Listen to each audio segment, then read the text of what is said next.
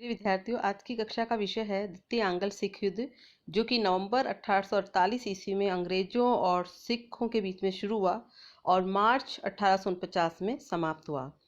वैसे तो प्रथम आंग्ल सिख युद्ध में जो भेरोवाल की संधि हुई थी 16 दिसंबर 1846 को, इस संधि के द्वारा अंग्रेजों ने पंजाब पर अपना पूरी तरह आधिपत्य स्थापित कर लिया था, लेकिन फिर भी अंग्रेज सरकार ने पंजाब को अपने राज्य का हिस्सा नहीं बनाया था, यानी पंजाब को अपने साम्राज्य में विलय नहीं किया था।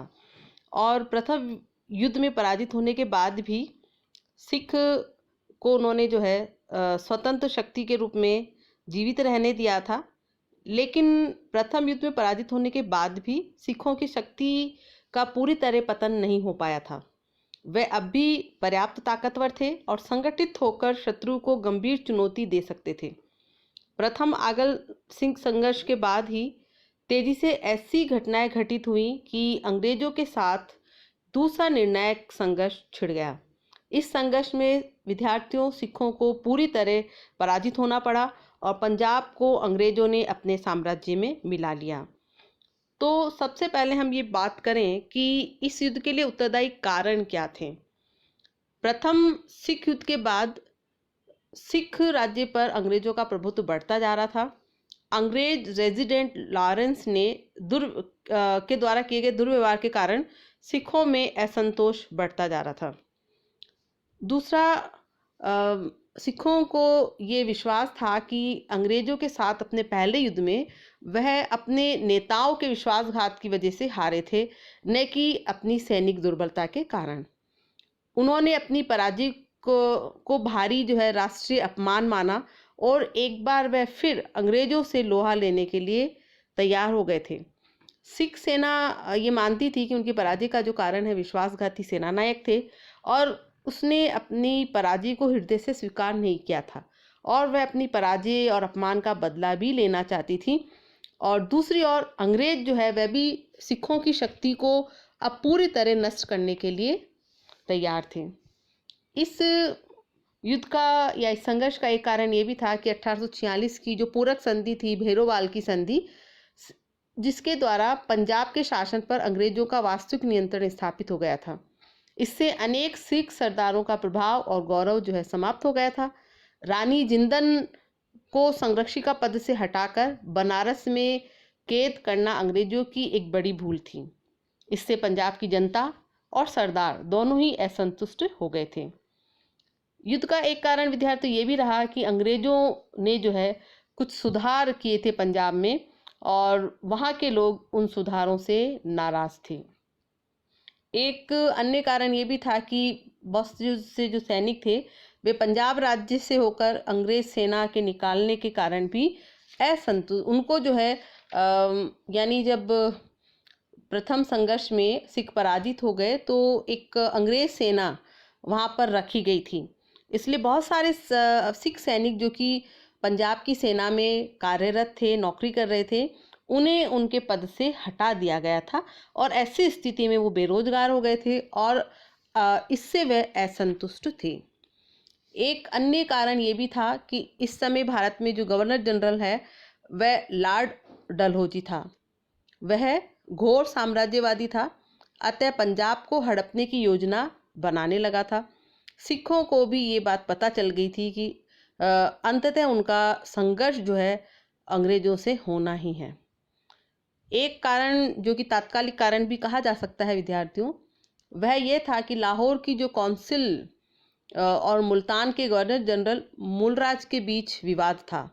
मूलराज को अंग्रेज रेजिडेंट हटाना चाहता था, अतः उससे ज़्यादा कर मांगा गया, जिसे देने से उसने मना कर दिया और अंततः दोनों पक्षों के बीच में संघर्ष हुआ। जहाँ तक अंग्रेजों की जो विस्तारवादी नीति की बात है विद्यार्थियों, तो 1848 में जो है लॉर्ड डलहौजी गवर्नर जनरल बनकर भारत आया था और उसने आते ही पंजाब को अंग्रेजी राज्य में मिलाने का निश्चय कर लिया था और उसकी इस विस्तारवादी नीति ने आंग्ल सिख संघर्ष को असंभावी बना दिया था। अब हम बात करें युद्ध की प्रमुख घटनाओं की। तो लॉर्ड डलहौजी ने सिखों के आक्रमण का सामना करके उन्हें पूरी तरह दबाने का निश्चय किया। संपूर्ण पंजाब में युद्ध भड़कने पर लॉर्ड डलहौजी ने 18 अक्टूबर 1848 को सिखों के खिलाफ युद्ध की घोषणा कर दी। आप नोट करें कि जो युद्ध की शुरुआत है, घोषणा जो की गई डलहौजी के द्वारा, वह की गई थी 18 अक्टूबर 1848 को। 22 नवंबर 1848 ईस्वी को रामनगर में दोनों पक्षों के बीच में युद्ध हुआ, लेकिन वह अनिर्णित रहा। 13 जनवरी 1849 ईस्वी को चिलियानवाला युद्ध में अंग्रेज पराजित हुए, लेकिन गुजरात नामक स्थान पर जो एक युद्ध हुआ उसमें अंग्रेजों को सफलता मिली। 13 मार्च 1849 ईस्वी को सिखों ने आत्मसमर्पण कर दिया। गुजरात का जो युद्ध है सर चार्ल्स नेपियर के नेतृत्व में निर्णायक सिद्ध हुआ, जिसमें अंग्रेजों की जीत हुई। लॉर्ड डलहौजी की 29 मार्च 1849 ईस्वी की घोषणा द्वारा संपूर्ण पंजाब का अंग्रेजी राज्य में विलय कर लिया गया।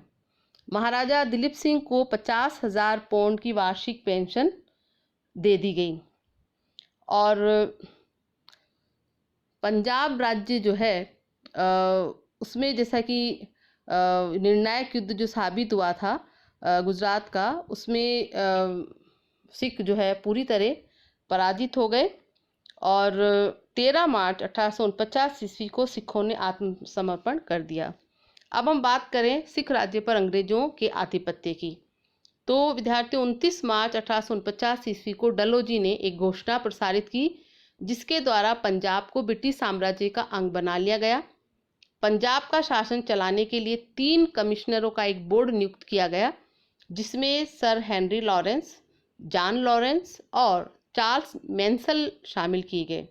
बोर्ड का कार्य राजनीतिक, न्यायिक व आर्थिक 3 भागों में बांटा गया। पंजाब विलय से अंग्रेजी राज्य की सीमा भारत की प्राकृतिक भौगोलिक सीमा तक पहुंच गई। अब अंग्रेजों को अफगानिस्तान या उत्तर पश्चिम के दूसरे राज्यों से सीधा संपर्क स्थापित करने में आसानी हो गई थी। सिख जैसी शक्तिशाली जाति का खतरा भी अब समाप्त हो गया। डलहौजी के द्वारा पंजाब को अंग्रेजी साम्राज्य में मिलाए जाने की बहुत से लेखक जो है निंदा करते हैं।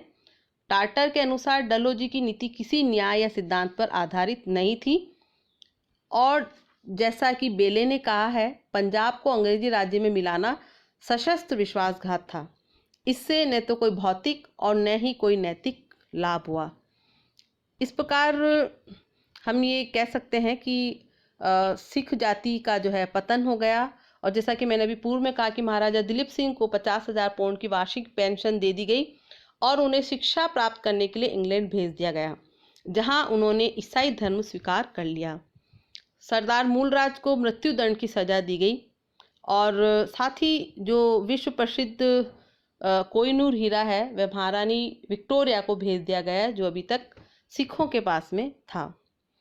और जहाँ तक हम ब्रिटिश नीति की बात करें तो साम्राज्यवादी अंग्रेज इतिहासकार चाहे कुछ भी कहें, डलहौजी ने विस्तारवादी नीति को साकार करते हुए लाहौर की संधि के प्रति निष्ठावान सिखों पर अन्यायपूर्ण आक्रमण कर अपनी साम्राज्यवादी जो है लिप्सा को शांत किया और नैतिकता को ताक में रख दिया। परंतु 8 वर्ष बाद सिख अंग्रेजों के प्रति इतने निष्ठावान हो गए कि 1857 ईस्वी के स्वतंत्रता संग्राम में उन्होंने अंग्रेजों का साथ दिया। ये भी एक इतिहास का आश्चर्य माना जाएगा। तो विद्यार्थियों, इस प्रकार हम देखते हैं कि 1849 ईस्वी में सिख राज्य को पूरी तरह अंग्रेजी साम्राज्य का हिस्सा बना लिया गया और सिख राज्य की स्वतंत्रता समाप्त हो गई। धन्यवाद।